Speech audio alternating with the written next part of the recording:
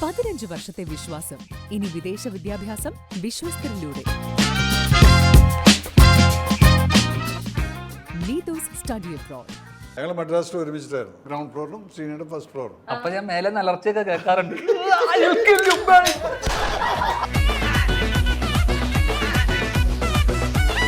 Cinema എടുക്കാമെന്ന് തീരുമാനിക്കുമ്പോ ചേച്ചി എന്ത് കാര്യം ശ്രദ്ധിക്കാറുള്ളത്? ഞാൻ അതിൽ ധ്യാനുണ്ടോ ഞാൻ നോക്കുന്നത് തന്നെ. ചേച്ചി ഉണ്ടല്ലോ. അബാമിന്റെ കഴിഞ്ഞ 4 അതിലും ഗ്രനേഡിലും ഉണ്ട്. 4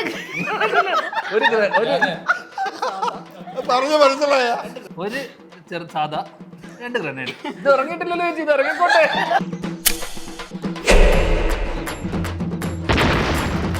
എന്തിന് ഇവന്മാരെയൊക്കെ വെച്ച് പണം ചെയ്യുന്നു? വയസ്സുകാലത്ത് ആ പഴയ പ്രണയങ്ങളെയൊക്കെ ഒന്ന് എടുത്തുകൊണ്ടൊരു സിനിമ ചെയ്യാനുള്ളൊരു പരിപാടിയുണ്ട്. സർവീസ് ഉണ്ടായിരുന്ന സമയത്ത് അങ്ങനത്തെ എന്തെങ്കിലും അനുഭവം? ആ ചേട്ടൻ പറ, ആ പ്രണയം എങ്ങനെയായിരുന്നു? ആ ദാലിലേക്ക് പുള്ളിക്കാരി നടന്നു പോയിരുന്നോ? കൊട്ടയില് ബോംബുമായിട്ട് ഗ്രനേഡുമായിട്ട് പോവായിരുന്നു കൊട്ടയിൽ. എങ്ങനെയാ പറയട്ടെ, അതെങ്ങനെയായിരുന്നു?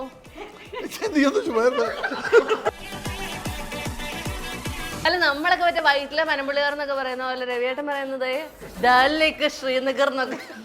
പിന്നെ കീർത്തിയൊക്കെ പാലാരിവട്ടം അവിടുന്ന് ഷൂട്ട് ചെയ്യാറ്. അച്ഛനെ കണ്ടിട്ട് നിന്റെ ഒരു സിനിമ കഴിഞ്ഞ ദിവസം ഇങ്ങനെ വന്നപ്പോ കണ്ടു. നിനക്കറിയില്ലേ ആ സിനിമ ഇതാവില്ല? ഞാൻ പറഞ്ഞ പുതിയ ആൾക്കാരില്ലേ, നമ്മളവരോട് പറഞ്ഞില്ലേ, നീ പറഞ്ഞില്ലേ എന്ന് ചോദിച്ചു. പ്രൊഡ്യൂസറൊക്കെ എന്താണ് ഇതിന്, ആ സിനിമയ്ക്ക് എന്തിനാണ് ഇങ്ങനെ കാശൊക്കെ മുടക്കി എന്തൊരു സിനിമയാണ്? ഞാൻ പറഞ്ഞു ഇതൊക്കെ നമ്മൾ ജീവിച്ചു പോണ്ടേ, ഇതിലും ഭേദം മരിക്കുന്നതാണ്. ബമൂസിന്റെ പടം വല്ലായിരുന്നു. അമ്മയുടെ മീറ്റിങ്ങിന് വരുന്നത് ഞാൻ നാട്ടിലില്ല. അവശ്യ കലാകാരന്മാർക്ക് 5000 രൂപ വെച്ച് കൊടുക്കുന്നുണ്ടെന്ന് കേട്ടു. എനിക്ക് കൊല്ലം കിട്ടും, പക്ഷെ എനിക്കത് വേണ്ട, നിനക്ക് വേണം തരാൻ പറയാം.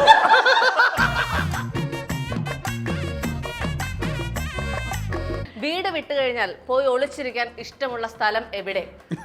Office.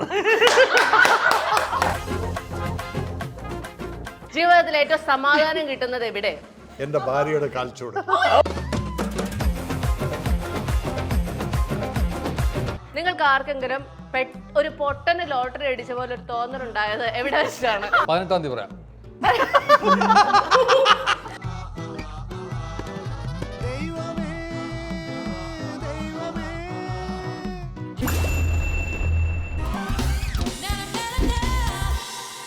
Hello everyone, welcome to the show. Raveendra നീ എവിടെ എന്ന സിനിമയുടെ വിശേഷങ്ങളുമായി നമ്മളോടൊപ്പം ചേരുന്നു Sheelu Abraham, major Ravi, Dhyan Sreenivasan, Anoop Menon and Azees Sunamangad. Welcome to the show. ഓ, രവീന്ദ്രൻ ഇവിടെ ഉണ്ടെന്ന് ഞാൻ വിചാരിച്ചിരുന്നു ഇതായിരുന്നു രവീന്ദ്രൻ എന്നാ. അല്ല അല്ലേ? അതെ. ഓ, അങ്ങനെയാണോ? അങ്ങനെ ചേട്ടൻ ഈ അപ്പുറത്തും ഇപ്പുറത്തൊക്കെ ഇരിക്കുന്ന ഈ മഹാന്മാരിൽ ആരോടെങ്കിലും ബഹളം ഉണ്ടാക്കിയ ഒരു സിറ്റുവേഷൻ ഉണ്ടായിട്ടുണ്ടോ? വളർന്നു വരുന്ന സമയത്ത് ഞങ്ങൾ മദ്രാസിൽ ഒരുമിച്ചിട്ടായിരുന്നു. മോളും താഴത്തും, ശ്രീനയുടെ മോളിലും ഞാൻ ഗ്രൗണ്ട് ഫ്ലോറിലും ശ്രീനയുടെ ഫസ്റ്റ് ഫ്ലോറും. അപ്പൊ ഞാൻ മേലെ നലർച്ചയൊക്കെ കേൾക്കാറുണ്ട്.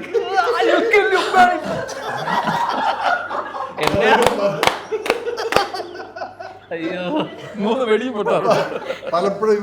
കാരണം ഇവരവിടെ മുകളില് TV ഒന്നും ഉണ്ടായിരുന്നു. ശ്രീനേട്ടൻ മേക്ക് ഷിഫ്റ്റ് ആയിരുന്നു. ഇവനും വിനീതും കൂടെ വന്ന് അവിടെ താഴ്ത്തിരുന്ന് പാട്ടും പാടി ഇങ്ങനെയൊക്കെ കളിച്ചു. ഈ സമയത്ത് പലപ്പോഴും ഇവരെന്റെ പല മുഖങ്ങളും കണ്ടിട്ടുണ്ട്. അതുകൊണ്ടാണ് അവൻ പറഞ്ഞത് ഞാൻ കണ്ടിട്ടുണ്ട്. അല്ലെ, അപ്പൊ ചേട്ടന്റെ അടുത്തുനിന്ന് എന്തെങ്കിലും മറ്റേ പുസ്തകങ്ങൾ അടിച്ചോണ്ട് പോവുക അല്ലെങ്കിൽ അങ്ങനെയൊക്കെയുള്ള അതൊന്നുമില്ല. എനിക്ക് വേറൊന്നും കിട്ടിയില്ല സമയത്ത്. അല്ല, CDs ഒക്കെ അടിച്ചോണ്ട് പോവുക. എനിക്ക് ഓർമ്മ അർജുന തോക്കം കൊണ്ട് വന്നായിരുന്നു. പോയിട്ട് വെടിവെച്ചാലോ ടെറസിൽ പോയിട്ട് സ്ഥാനങ്ങളൊക്കെ എടുക്കാം. പക്ഷെ ധ്യാനിന് ഓർമ്മയുണ്ടോ അങ്ങനെ ഭയങ്കരമായിട്ട് മേജർ രവി ചേട്ടനോട് ബഹളം ഉണ്ടാക്കിയ ഒരു സിറ്റുവേഷൻ? അങ്ങനെ ഒരു സിറ്റുവേഷൻ ഒന്നുമില്ല. അങ്ങനെ വെറുതെ പോയിട്ട് ബഹളം ഉണ്ടാക്കേണ്ട സിറ്റുവേഷൻസ് ഇല്ല. ചിലപ്പോ അവിടെ ഇവരൊക്കെ ഉള്ള സമയത്ത് ഒരു ബഹളം നടന്നത് ഈ അവരെന്റെ അടുത്ത് റിക്കവറിക്ക് വന്നിട്ടുണ്ട്. ഞാൻ പൈസ കൊടുത്തില്ല എന്ന് പറഞ്ഞു.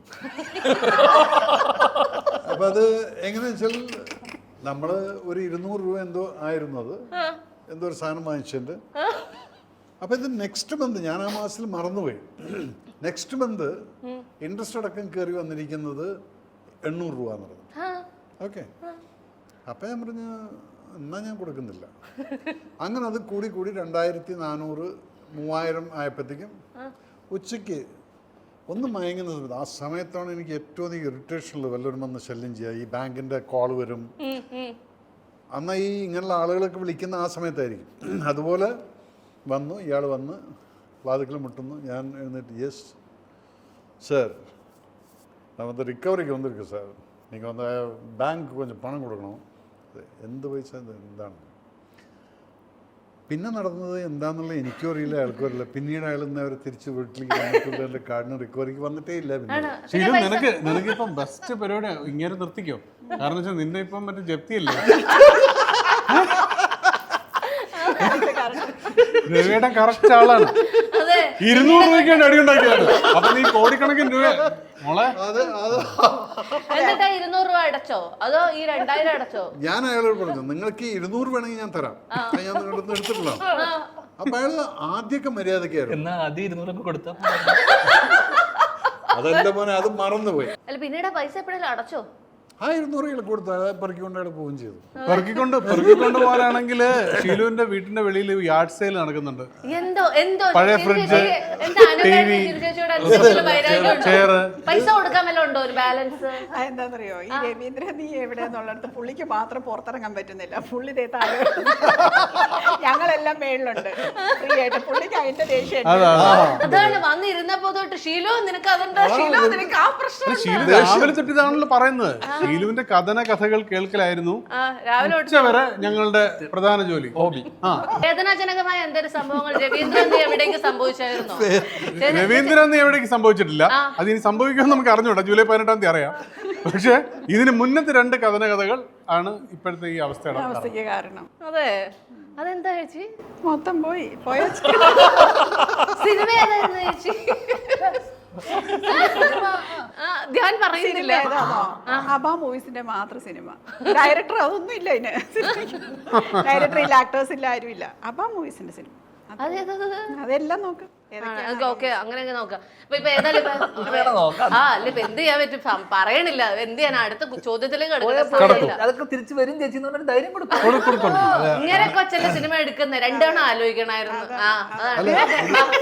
നിനക്കൊരു നന്ദിയില്ലല്ലോ. എന്നിട്ടും വീണ കട്ടക്ക് നിൽക്കുന്ന ഒരു മുഖഭാവം കണ്ടില്ല, പൊട്ടി അതെല്ലാം. എന്നിട്ട് പിന്നെ ചിരിച്ചു. ഇല്ല, ശീലനിപ്പുള്ള ആൾക്കാർ നമുക്ക് വേണം. സത്യം, നമുക്ക് ജീവിച്ചു പോകണ്ടേ.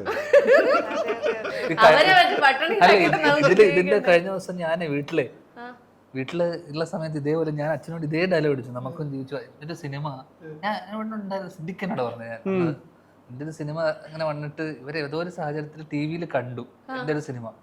അപ്പൊ അച്ഛനെ കണ്ടിട്ട് നിന്റെ ഒരു സിനിമ കഴിഞ്ഞ ദിവസം ഇങ്ങനെ വന്നപ്പോ കണ്ടു. നിനക്കറിയില്ലേ ആ സിനിമ ഇതാവില്ല? ഞാൻ പറഞ്ഞ പുതിയ ആൾക്കാരില്ലേ, നമ്മളവരോട് അങ്ങനെ പറഞ്ഞില്ലേ, നീ പറഞ്ഞില്ലേ എന്ന് ചോദിച്ചു.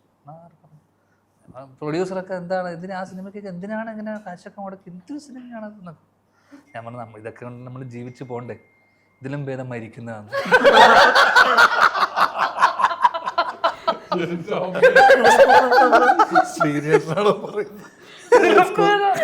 മരിക്കുന്നതാണ് ആത്മാർത്ഥമായിട്ട് പറഞ്ഞാണോ?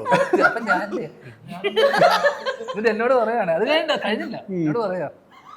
അത് കഴിഞ്ഞിട്ട് എന്നോട് പറഞ്ഞു, അമ്മയുടെ മീറ്റിങ്ങിന് വരുന്നത്. ഞാൻ നാട്ടിലില്ല. അവശ്യ കലാകാരന്മാർക്ക് 5000 രൂപ വെച്ച് കൊടുക്കുന്നുണ്ടെന്ന് കേട്ടു. എനിക്ക് കൊല്ലം കിട്ടും, പക്ഷെ എനിക്കത് വേണ്ട, നിനക്ക് വേണം തരാൻ പറയാം.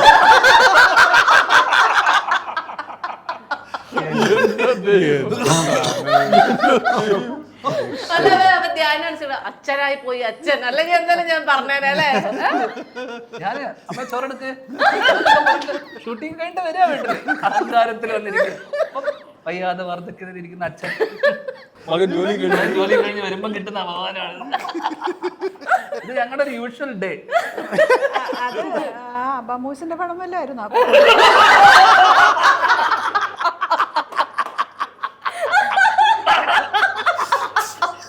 ഇല്ല, ഇത്രയും പേര് ഇരിക്കണേ ചേട്ടൻ മാത്രമേ കണ്ണടയൊക്കെ വെച്ചിരിക്കണേ. എന്താ കാര്യം? എന്താ നിന്റെ കളറ് ഗ്ലൂട്ടത്തോൺ ബൗൺസ് ചെയ്തിട്ട് എന്തോ ഒരു പരിധിയില്ലേ ഇതിനൊക്കെ. പെട്ടെന്ന് ചോദിക്കാൻ പറ്റുന്ന ആൻസർ പറയാൻ പറ്റുന്ന എവിടെ ഒരു റൗണ്ട് നടത്തിട്ട് എവിടെ റൗണ്ട് ഫ്രഷ് ആണ് ഇതിനകത്ത് ഏറ്റവും ക്രിയേറ്റീവ് ആയിട്ട് ആർക്കാണെങ്കിലും ആൻസർ പറയാൻ പറ്റും. ഏറ്റവും ക്രിയേറ്റീവ് ആയിട്ട് ആൻസർ പറയുന്ന ആൾക്ക് വൈകുന്നേരത്തെ ചായ എന്റെ വക കേട്ടോ. ശരി ഇവിടുന്നുള്ള ചായ അല്ല സാധാരണ നമ്മൾ ഇതുപോലെ ചില ഇതല്ലാത്ത വേറെ പല ഇവിടെ ചായ ഇല്ല ഷോസ് അവിടെ ഗിഫ്റ്റ് ഹാമ്പേഴ്സ് അത് ഇതൊക്കെ ഒന്നും ചേട്ടാ നമ്മളൊക്കെ ഈ ഗിഫ്റ്റ് ഹാമ്പർ തോന്നുന്നു പോലും നോക്കാറില്ല പലപ്പോഴും. പക്ഷെ ഒരു ചായ ആണെങ്കിൽ എല്ലാരും കുടിക്കും. മനസ്സിലായില്ലേ? അടുത്തൊരു ഇന്റർവ്യൂ അവിടെ നല്ല കാര്യം, എനിക്കൊരു വലിയ സഹായമായിരിക്കും. അറ്റ്ലീസ്റ്റ് ഒരു ചായയെങ്കിലും സ്പോൺസർ ആരെങ്കിലും. ഓക്കെ, ഞാൻ പെട്ടെന്ന് എവിടെ ജീവിതത്തിൽ ഏറ്റവും അധികം ചമ്മിയത് എവിടെ? ഞാൻ ചായ കുടിക്കാറില്ല, എനിക്ക് വേണ്ട, എനിക്കും ചായ താല്പര്യമില്ല. കാപ്പി, ബൂസ്റ്റ്, ഹോർലിക്സ് എന്താ ഞാൻ തരാം. വേണ്ട. ഈ ഹസീസേട്ടൻ പറ, ജീവിതത്തിൽ ഏറ്റവും അധികം ചമ്മിയത് എവിടെ? ഞാൻ ചായ കുടിക്കാറില്ല. എന്തോന്ന് ഇത്? അയ്യാ ചീഞ്ഞ കോമഡി വീണ്ടും വേണ്ട പറഞ്ഞോണ്ടിരുന്ന ഒരാൾ ചായ കുടിക്കാൻ പാടില്ല ചീഞ്ഞ കോമഡി. ആ അതെ അത് ഓൾറെഡി പറഞ്ഞു കഴിഞ്ഞു. ഞങ്ങൾ ചായക്ക് വരെ ഒരു സ്നാക്സ് വാങ്ങിച്ചു തരാം. പറ ചമ്മിയത് ജീവിതത്തിൽ ഏറ്റവും അധികം ചമ്മിയത് എവിടെ? ഞാൻ ചമ്മിയിട്ടില്ല. ഓക്കെ, വീട്ടുകാരൊക്കെ ടെൻഷൻ അടിച്ച് എന്റെ കൊച്ചെവിടെ എന്ന് അന്വേഷിച്ച് നടന്ന ഒരു സംഭവം. അത് ഞാൻ ഇപ്പൊ പറഞ്ഞല്ലോ, അച്ഛൻ ചോദിക്കൂല എപ്പോഴും.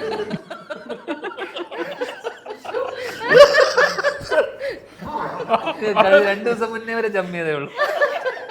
ചമ്മി ഡെയിലി വീട്ടിൽ. ഓക്കെ, ഷൂട്ടിങ്ങിനിടെ നിങ്ങൾ എവിടെയെന്ന് അന്വേഷിച്ച് നടന്ന ഒരു സംഭവം ഉണ്ടോ? അത് ഇഷ്ടംപോലെ എല്ലാം നെഞ്ചത്തേക്ക് കൊടുക്കണം, ഇങ്ങോട്ടൊക്കെ കൊടുക്ക്. മറ്റേ ഇങ്ങോട്ട് കൊടുക്കാൻ പേടിയാ, ബുള്ളറ്റുകൾ വരുമോന്നല്ലേ. എന്റെ ലൊക്കേഷനിൽ എവിടെയെന്ന് ചോദിക്കേണ്ട ആവശ്യമില്ല, എല്ലാവരും കറക്റ്റ് സമയത്ത് എല്ലാവരും ഉണ്ടായിരുന്നു. എന്ത് എന്റെ ലൊക്കേഷനിൽ ഒരിക്കലും ഒരാൾ മിസ്സായിട്ടില്ല. ആണോ? രവിയേട്ടന്റെ പടങ്ങളെല്ലാം അങ്ങനത്തെ ആയിരിക്കുമല്ലോ. ഈ മറ്റേ കാശ്മീരിന്റെ അന്ധകരണത്തിലൊക്കെ ആയിരിക്കും പടം. എവിടെ പോയാലും പോകാൻ പറ്റൂല. ഞാനും പോയാ അവൻ തീർന്നു അല്ലേ. പിന്നെ അതിലെ കൊച്ചിന് അനീഫ്ക ഒരു കഥ പറഞ്ഞ ഓർമ്മയില്ല നിങ്ങൾക്ക്? ഇല്ല, എന്തത്? അനീഫ് ഖാന്റെ ഷൂട്ട് ഒരു ദിവസം മുന്നേ കഴിഞ്ഞു, കീർച്ചക്ര ചെയ്യുന്ന സമയത്ത്.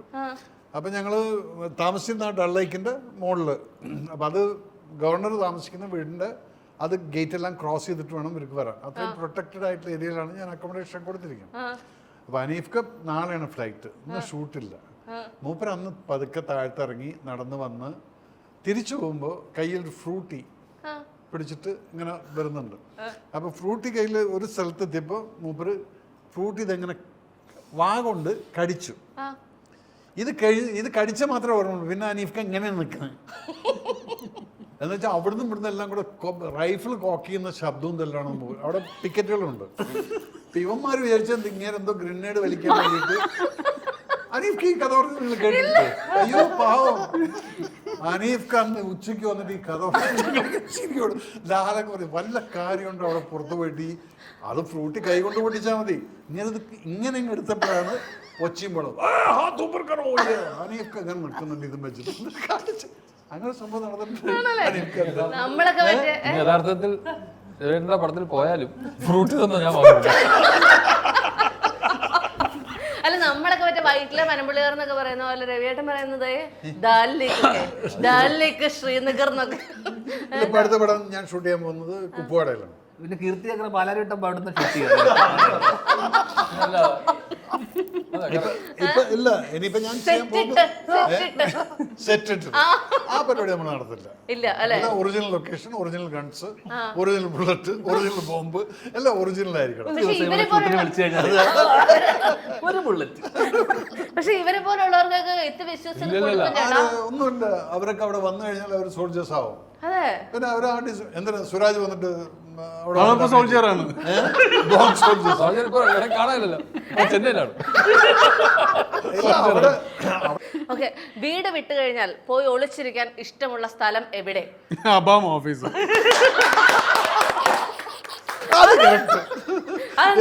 ആര് വരുള്ളത് ഉറപ്പുള്ളതുകൊണ്ടാണോ? റീസൺ ചോദിക്കരുത്, അത് റീസൺ ഇല്ല. ജീവിതത്തിലെ ആദ്യ പ്രണയം ഉണ്ടായത് എവിടെ? എവിടെന്ന് വെച്ചാ ഇപ്പൊ അങ്കണവാടിയിൽ, പൈപ്പൻ ചോട്ടിൽ, കോളേജിൽ, അങ്ങനെയൊക്കെ പറയാലോ. കശ്മീർ, എസ്പെഷ്യലി ദാൽ ലേക്കിന്റെ സൈഡില്. എക്സ്പീരിയൻസ് അല്ലേ, അവര് അവിടുത്തെ സുന്ദരികളാണ്. കൂടെ അതന്നെ ആപ്പിൾ പോലെ ഇരിക്കണല്ലേ. വിത്ത് ഫ്രൂട്ടി. സർവീസ് ഉണ്ടായിരുന്ന സമയത്ത് അങ്ങനത്തെ എന്തെങ്കിലും അനുഭവം അതെന്താ ഏട്ടാ ഈ കഠിനമായിട്ടുള്ള പുറം ചട്ടയിലിന്റെ ഉള്ളിലുള്ള ആ മറ്റേ റൊമാൻറ്റിക് ആയിട്ടുള്ള ആ മനുഷ്യനൊന്ന് പുറത്ത് വന്നു. ഇത് കഠിന പറഞ്ഞിട്ടാണ്. ആ ചേട്ടൻ പറ, ആ പ്രണയം എങ്ങനെയായിരുന്നു? ആ ദാലിലേക്കിന് പുള്ളിക്കാരി നടന്നു പോയിരുന്നോ? നടന്നു പോയി. കൊട്ടയില് ബോംബുമായിട്ട് ഗ്രനേഡുമായിട്ട് പോവായിരുന്നു കൊട്ടയിൽ. ഞാനത് പിക്ചറൈസ് ചെയ്തു. കൊട്ടയില് ഗ്രനേഡ്. അല്ല, ഒരു മേജർ രവി പ്രണയം എന്ന് പറയുമ്പോൾ കറക്റ്റാണ്. എങ്ങനെയാ പറയട്ടെ, അതെങ്ങനെയായിരുന്നു? നീ ഒന്ന് ചുമ്മാ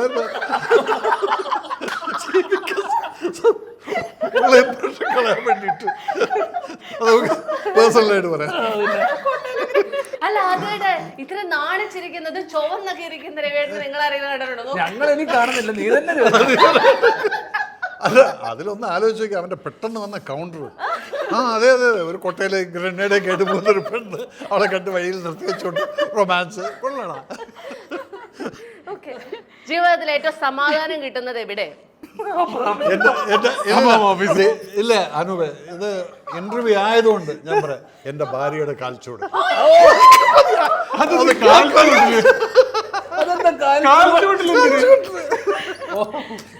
ഇന്റർവ്യൂ കഴിഞ്ഞിട്ടേ ഉള്ളൂ.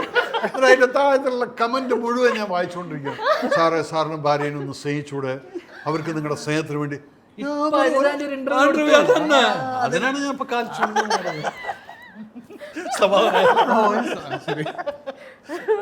ഇനി അബാം ഓഫീസ് എന്നുള്ള ഓപ്ഷൻ ഇല്ല. എല്ലാം അഭാവമാണ്. നിങ്ങൾക്ക് ആർക്കെങ്കിലും ഒരു പൊട്ടന് ലോട്ടറി അടിച്ച പോലെ ഒരു തോന്നലുണ്ടായത് എവിടെ വെച്ചാണ്? അതാണ് പൊട്ടനിലോട്ട് അടിച്ച അമ്മാവന്റെ ഓഫീസിൽ. ആ ഓപ്ഷൻ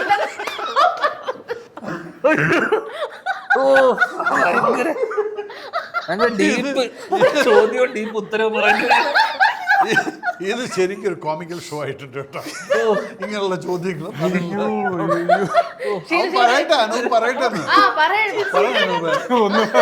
അബാം ഓഫീസ് ഇല്ല, ആ ഓപ്ഷൻ തീർന്നു.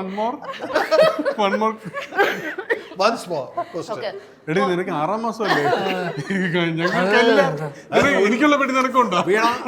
നീ സൂക്ഷിക്കേണ്ട സമയമാണ് ഇപ്പൊ മോളെ. നീ 6 മാസം ഗർഭിണിയാണ്. അധികം ചിരിച്ചു കഴിഞ്ഞു. അല്ലല്ല, എനിക്ക് സീരിയസ് ആയിട്ട് ചോദിക്കാം. പൊട്ടന് ലോട്ടറി അടിച്ച പോലത്തെ ഒരു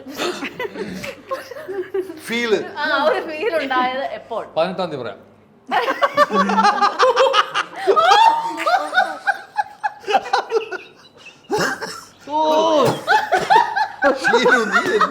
എന്തിനു ഇവന്മാരെയൊക്കെ വെച്ച് പറഞ്ഞു ചെയ്തു. ഞാൻ ഒരിക്കലും അങ്ങനൊന്നും പറഞ്ഞില്ല, കൗണ്ടർ അടിച്ചില്ല കേട്ടാ, പാവം. ഈ ഒരു അല്ല രവിയേട്ടാ, ഈ ഒരു ഒറ്റ കാരണം കൊണ്ട് ഞാൻ ഇവരെ തന്നെ പിന്നെ എല്ലാ പടത്തിലും ഇവനെ പോലെ തന്നെ വെക്കാനും പറ്റില്ല. ഒട്ടും ഫിറ്റ്നസ് ഇല്ല, ഓടാൻ പറഞ്ഞ ഓടൂല. പക്ഷെ അബാമിന്റെ അടുപ്പിച്ച് കഴിഞ്ഞ 4 പടത്തിലുണ്ട്. അബാമിന്റെ കഴിഞ്ഞ 4 അതിലും ഗ്രനേഡിലും ഉണ്ട്. 4 ഞാനേ ഒരു സാധാ 2 ഗ്രനേഡ്. സാധാരണ ഇന്റർവ്യൂ എന്ന് പറയുന്നത് പറയാം. അബാമിന്റെ 4 ഗ്രനേഡ് അതെ, ഒരു പ്രൊഡ്യൂസറാണ് പറയുന്നത്. ഒരു ചെറു സാധാ 2 ഗ്രനേഡ്. ഇത് ഇറങ്ങിയിട്ടില്ലല്ലോ ചേച്ചി, ഇത് അല്ല, ഇന്റർവ്യൂവിനൊക്കെ ഒരു സാമ്യത വേണം. രവിയേട്ടന്റെ പ്രേമം ഗ്രനേഡിലായിരുന്നു. അപ്പൊ ഞാൻ അതുമായിട്ടൊന്ന് കണക്ട് ചെയ്ത്. ഓക്കെ, അങ്ങനെയാണെങ്കിൽ രവിയേട്ടന് തന്നെ പുതിയൊരു ഓപ്ഷനോട് തരാം. എവിടെയെങ്കിലും വെച്ച് നടന്ന ഒരു പട്ടാള കഥ വിവരിക്കുക. അയ്യോ, അത് ഞാൻ സിനിമയായിട്ട് കുറേ പെൺഡ്രൈവിൽ തരാം. ഈ ഗർഭകാലത്ത് കാണാൻ പറ്റിയത് വെഡിങ് പോകെ ഒരു പ്രണയ കഥയൊക്കെ ആയിട്ട് ഞാനിപ്പോൾ അങ്ങനെയൊക്കെയാണ് ആലോചിക്കുന്നത്. വയസ്സുകാലത്ത് ആ പഴയ പ്രണയങ്ങളെയൊക്കെ ഒന്ന് എടുത്തുകൊണ്ട് ഒരു സിനിമ ചെയ്യാനുള്ളൊരു പരിപാടിയുണ്ട്. കുറച്ചു മുമ്പേ വൈഫിന്റെ കാലിൽ വീണത്. അപ്പൊ ഇത് മായ്ച്ചു.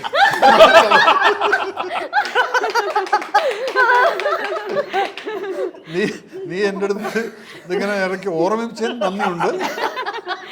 ചേച്ചി ഒരു സിനിമ എടുക്കാമെന്ന് തീരുമാനിക്കുമ്പോ ചേച്ചി എന്ത് കാര്യം ശ്രദ്ധിക്കാറുള്ളത്? ഞാൻ അതിൽ ധ്യാനുണ്ടോ നോക്കും. അത് എൻ്റെ റോൾ എന്താണെന്ന് അത്രേ ഉള്ളൂ. ഞാനുണ്ടോ? ഞാൻ നോക്കുന്നത് ചേച്ചി ഉണ്ടല്ലോ. പിന്നെ ആര് ഹീറോ അതൊന്നും നോക്കും. ഞാനുണ്ടോ അവിടെ എൻ്റെ റോൾ. അതാവുമ്പോ എല്ലാം എന്റെ തലയിലായിക്കോളല്ലോ. പിന്നെ പുട്ടിന് പീരീഡാൻ വേണ്ടി ഞങ്ങളും. ഞാനുണ്ടോ നീ ഉണ്ടോന്നല്ല, ഞാൻ ചേച്ചി ഉണ്ടെന്ന് ആണോ? ആദ്യം ധ്യാനുണ്ടോ ചോദിക്കും, പിന്നെ ഞാനുണ്ടോ. എന്നെ എനിക്ക് ഉണ്ടാക്കാനുള്ള ഇഷ്ടം പോലെ നമ്മുടെ സിനിമയല്ലേ. ഇപ്പൊ എന്താണ് നീ ഉണ്ടോ എടാ കൊള്ളാലോടാ. അവിടെയാ എവിടെയോ സോഫ്റ്റ് കോർണർ ചില്ലറ വേറൊന്നും അല്ലേ ഇവ അഴുത്തിയിരിക്കുന്നത്. അതാണ്. അപ്പൊ ഏറ്റവും കൂടുതൽ ശാപം തന്നെ കാണേ. ഈ ഒരു പടം എന്ന് പറയുന്നത് വളരെ സന്തോഷകരമായിട്ട് ഒരു എന്താ പറയുക, അബാം തുടരുമോ വേണ്ടയോ എന്നുള്ള ഒരു ഇതിലേക്ക് വന്നുകൊണ്ട് നമ്മൾ ഈ പഴയകാല ശരിക്കും പറഞ്ഞത് ശരിയാണോ ചേച്ചിയപ്പേ? പിന്നെ അപ്പം തുടരുമോ സീരിയസ് ആ ലുക്ക് കണ്ടില്ലേ? അതെ അതെ മൊത്തത്തില് ഒരു സീരിയസ് ആണോ? അത് കേൾക്കുമ്പോൾ വളരെ സന്തോഷം ഉണ്ടാവും അല്ലേ? അച്ഛനോ അച്ഛൻ ഒരു പക്ഷേ അച്ഛന് ഓ ദൈവമേ രക്ഷപ്പെട്ട്. അല്ലേ അല്ലേ ചേച്ചി തുടരുമോ വേണ്ടയോ എന്നുള്ളൊരു സംശയം ഉണ്ടായപ്പം അങ്ങനെയൊന്നുമില്ല.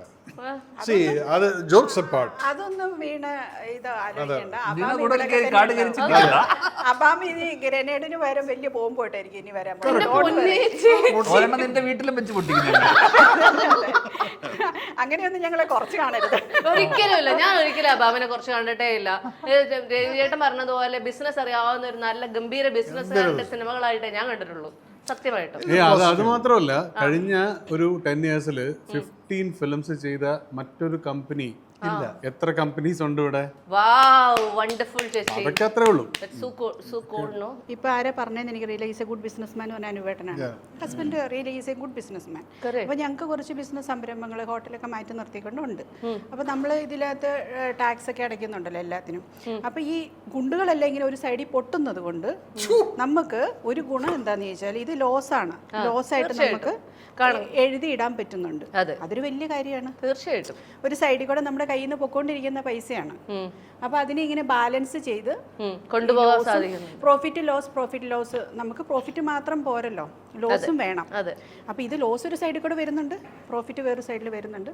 അപ്പൊ ഇതിനെ ഇങ്ങനെ ഒരു ബിസിനസ് ബാലൻസ് ചെയ്യാനുള്ള കഴിവ് അദ്ദേഹത്തിനുണ്ട്. അതെ. അപ്പൊ ഒരു കാര്യം നമുക്ക് ഉറപ്പിച്ച് പറയാം, അബാം തുടരും. ഒരു സംശയമില്ല. ബാലൻസ് ചെയ്ത് പക്ഷേ ഇപ്പം രവിയേടൻ പറഞ്ഞ taking cue from what is said, ഈ ഇവിടെ മലയാള സിനിമയിലുള്ള നടക്കുന്ന ഒരുപാട് സിനിമകൾ അല്ലെങ്കിൽ ഇൻഡസ്ട്രി നിലനിൽക്കുന്നത്, ഇവിടെ നമ്മുടെ ആക്ടേഴ്സ് കുറേ സിനിമകൾ ചെയ്യുന്നുണ്ട്, എസ്റ്റാബ്ലിഷ് ആയിട്ട് പ്രൊഡ്യൂസേഴ്സ് ചെയ്യുന്നുണ്ട്. പക്ഷേ റിയലി ഈ ഇൻഡസ്ട്രി നിലനിൽക്കുന്ന ഈ വെളിയിൽ നിന്ന് വരുന്ന പ്രൊഡ്യൂസേഴ്സ് അവർ ഒരു സിനിമ ചെയ്യാൻ വരുന്ന ആളായാൽ പോലും let them come and invest. Because പലരും എൻ്റെ അടുത്ത് ഇവൻ്റെ അടുത്തൊക്കെ വരുന്ന ആൾക്കാരുണ്ട്, അവരൊരു 10 to 15 years വെളിയിൽ പോയിട്ട് നല്ല പൈസ ഉണ്ടാക്കിയിട്ട് ഒരു 2-3 മാസത്തെ അവരുടെ വരുമാനം ലെറ്റസ് ഡു എ ഫിലിം എന്ന് പറഞ്ഞ് വരുന്ന ഒരുപാട് പേരുണ്ട്. ഞങ്ങൾ ചോദിക്കാറുണ്ട്, നീയും ഉറപ്പായിട്ടും ചോദിക്കുന്നുണ്ടാവും. ചില കഥകൾ കേൾക്കുമ്പം ഞാൻ പറയും, മനി ഇത് ഓടില്ല, കുഴപ്പമുണ്ടോ? ഇല്ല ഏട്ടാ, ആ പടം ചെയ്യണം, ഞങ്ങൾക്കത് പടം ചെയ്യണം. എത്രയാണ് പോകുന്നത്? 2-2.5 കോടി മാക്സിമം പോയാൽ ഇത്രയല്ലേ പോകുള്ളൂ. ദാറ്റ് ഈസ് ഞങ്ങളുടെ US നിന്നൊക്കെ വരുന്ന പ്രൊഡ്യൂസേഴ്സ് ഉണ്ട്. അവരൊക്കെ 3 മാസം ഞങ്ങളുടെ പെട്രോൾ പമ്പിൽ നിന്ന് കിട്ടുന്ന പൈസ ആവുന്നുള്ളൂ. പക്ഷേ ഞങ്ങൾക്ക് ഒരു ലെഗസി ഉണ്ടാക്കണം, പ്രൊഡ്യൂസ്ഡ് ബൈ എൻ്റെ മോനും കൊച്ചുമോനും എന്നെക്കുറിച്ച് ആലോചിക്കുമ്പോൾ അപ്പം അല്ലെങ്കിൽ കൊച്ചാപ്പ പ്രൊഡ്യൂസ് ചെയ്ത പടമാണ് എന്ന് പറയാൻ വേണ്ടി വരുന്ന ഒരു വലിയ സംഖ്യയുണ്ട്. ഇപ്പം സംഭവിച്ചിരിക്കുന്നത് എന്താണെന്ന് വെച്ചാൽ ഇൻഡസ്ട്രിയിലേക്ക് അവർ വരാൻ മടിക്കുന്ന ഒരു സാഹചര്യത്തിലേക്ക് ഇത് വന്നു. ഇത് നമ്മുടെ ഇൻഡസ്ട്രിയെ, ഇവിടെ വന്ന് ഇത്രയും ആൾക്കാർ വരുന്ന ഇൻഡസ്ട്രിയെ വളർത്തുകയേ ചെയ്യുള്ളൂ. അല്ലാതെ ആ സിനിമകൾ ഓടാതെ പോകുന്നതുകൊണ്ട് ഈ ഇൻഡസ്ട്രിക്ക് ഒന്നും സംഭവിക്കുന്നില്ല. അവർ they are ready for that. അപ്പൊ ഈ 2.5 കോടിയോ 3 കോടിയോ ഇൻവെസ്റ്റ് ചെയ്യുമ്പോൾ ഇവിടെ നീ ഉൾപ്പെടെ ഉള്ള ഒരുപാട് പേരാണ് ആ ടൈമിൽ ജീവിക്കുന്നത്. അങ്ങനെ ഒരു 100 പേരാണ് ഒരു വർഷം വരുന്നത്. ആ 100 പേര് 20 പേരായി. ഇത് വെളിയിൽ നിൽക്കുന്ന ആൾക്കറിയില്ല. അപ്പൊ ഇത്തരം പ്രൊഡ്യൂസേഴ്സ് ഇവിടെ വന്നു കഴിഞ്ഞാലേ എല്ലാവർക്കും, ഇപ്പം ഞങ്ങൾ ആക്ടേഴ്സിന് മാത്രമല്ല, ഈ പറയുന്ന 100 ഫാമിലീസ് ഒരു മാസം തള്ളി നീക്കുന്നത് ഇത്തരം പ്രൊഡ്യൂസേഴ്സ് ഉള്ളതുകൊണ്ടാണ്. So let us welcome those producers. അല്ലാതെ അപ്പോഴേക്കും കണക്കിട്ടിട്ട് നമുക്ക് ഇറ്റ് ഷുഡൻറ്റ് ഹാപ്പൻ. കാരണം അവരെ സംബന്ധിച്ചിടത്തോളം ഒരു വർഷത്തിൽ 3 മാസത്തെ അവരുടെ പ്രോഫിറ്റ് മാത്രമേ ആവുന്നുള്ളൂ ഒരു സിനിമ. ഇൻ ടേൺ 100, പിന്നെ ചിലപ്പം ഹിറ്റ് പഠിക്കാം. എത്രയോ സിനിമ അങ്ങനെ വന്നടിച്ചു, കണ്ടിട്ടില്ല നമ്മള്, സൂപ്പർ ഹിറ്റ്സ് അടിച്ചിട്ട് പാക്കെന്ന് പറഞ്ഞ് ഹിറ്റ് അടിക്കുന്നു. അപ്പൊ അത് ഇറ്റ്സ് എ ലക്ക്. ഇതൊരു പ്രതീക്ഷയാണല്ലോ. ഓരോ പടക്കം പൊട്ടുമ്പോഴും അടുത്ത ഒരെണ്ണം നന്നായിട്ട് പൊട്ടും എന്നുള്ള ഒരു സാധനം വരുമല്ലോ. വെള്ളം വായന പടക്കം പോകുന്നില്ലേ? എന്താ നോബ് നീ പറഞ്ഞു മനസ്സിലാക്കി. നമുക്ക് ഒരു കാര്യം ചെയ്യാം, ദീപാവലിക്ക് ഇറക്കാം. എന്തായാലും രവീന്ദ്ര, നീ ഇവിടെ ഒരു പടക്കമല്ല, മികച്ച ഒരു സിനിമയാണ് അല്ലേ? അപ്പൊ അത് അങ്ങനെ തന്നെ ഈ സംഭവിക്കട്ടെ. പടക്കം എന്നുള്ള വാക്കിനെ എന്തിനാണ് ഒരു മോശമുള്ള വാക്കായി? പടക്കം എന്ന് പറയുന്ന എല്ലാ ആഘോഷങ്ങൾക്കും പൊട്ടിക്കുന്ന വളരെ സന്തോഷമായിട്ട് എല്ലാവരും അതിലോട്ട് നോക്കി നിൽക്കുന്ന ഒരു സാധനമാണ്. നമ്മളെല്ലാവരും നോക്കി നിന്ന് ചിരിക്കാറുണ്ട്. അല്ല, അത് പൊട്ടുമ്പോഴാണല്ലോ അതിൽ നിന്ന് സ്പാർക്ക് ഉണ്ടാവുന്നത്, തീ ഉണ്ടാവുന്നത്, ആൾക്കാർക്ക് സന്തോഷം കാഴ്ചയാവുന്നത്. അപ്പൊ അതുകൊണ്ട് നമ്മൾ പടക്കം എന്നുള്ളൊരു വേർഡിനെ ഒരിക്കലും ഒരു മോശമായിട്ട് കാണേണ്ട കാര്യമൊന്നുമില്ല. അതാവുമ്പോഴാണ് അടുത്ത പടക്കം വലുതുണ്ടാവുന്നത്. പടക്കമാണ് വലുത്, നമ്മളെ പടമാണ് വലുത്. രണ്ടും വലുതാണ്. അല്ല, ഇവിടെ ഇരുന്നിട്ട് ഞാൻ ഒരു കാര്യം പറയാം. അസി, നിനക്ക് ഓർമ്മയുണ്ടോ നമ്മള് ഒരു 8 വർഷം മുന്നേ അല്ലേ നമ്മൾ ഒരുമിച്ച് ഒരു പടത്തിൽ അഭിനയിച്ചു? പപ്പു എത്രയോ വർഷത്തിന് മുന്നേ. അന്ന് അസി ഒന്നുമില്ല, ചെറിയ ഞങ്ങളൊക്കെ ഇങ്ങനെ പാലക്കാടിൻ്റെ വയലത്ത് ഇടയ്ക്ക്. പക്ഷെ പിന്നീട് ഞാൻ പല സ്ഥലങ്ങളിലും ഈ അസീസിൻ്റെ ഒരു വളർച്ച ഞാൻ കണ്ടുകൊണ്ടിരിക്കും. It was great. His path is great. ഒന്നാമത്തെ ആ 1-ല് ഓട്ടോറിക്ഷയിലത്തെ ഒരു സീനേ ഉള്ളൂ, പക്ഷെ അതങ്ങ് ശരിക്കും ഇറ്റ്സ് എ ഫാന്റാസ്റ്റിക് ആക്ടർ അവിടെ ഫീൽ ചെയ്യുന്നത്. Anyway, nice to see you. പക്ഷേ അത് ഈ സിനിമയിൽ കേട്ടോ പ്രത്യേകം എടുക്കണം. ഞാൻ പറഞ്ഞത് നിനക്ക് തരാതെ ഒരു അവസരം കൊടുറാ. അല്ല, ഈ സിനിമയിൽ അത് അദ്ദേഹത്തിന്റെ പ്രകടനം വളരെ മികച്ചു നിൽക്കുന്നത്. അത് ഞാൻ പറഞ്ഞാൽ ഞാൻ ഇതിന്റെ പ്രൊഡ്യൂസർ ആയതുകൊണ്ട് ഇതിനെ ജയിപ്പിക്കാൻ വേണ്ടി പറയുന്നതെന്ന് പറയും. ഞാൻ സിനിമ കണ്ടതാണ്. ഞാൻ ശരിയല്ല, ശരിയാണ്. സത്യമാണ്. ഇതില് ഈ സിനിമയില് സിസികയുടെ പ്രകടനം കണ്ട് ചിരിക്കാൻ ഒരുപാടുണ്ട് ശരിക്കും. ആ വരുന്ന സീനുകളൊക്കെ സേഫ് എന്ന് പറയില്ല നമ്മള്.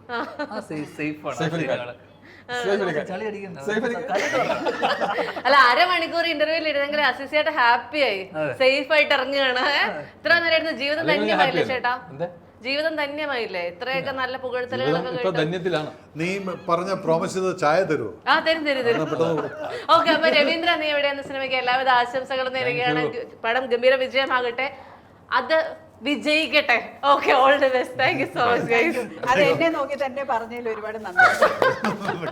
അല്ല, ഇനി ചേച്ചി ഇടയ്ക്ക് എങ്ങാനും വല്ല പടക്കെന്ന് പറഞ്ഞാലോ എന്ന് പേടിച്ചിട്ട്. Okay, thank you so much. Thank you.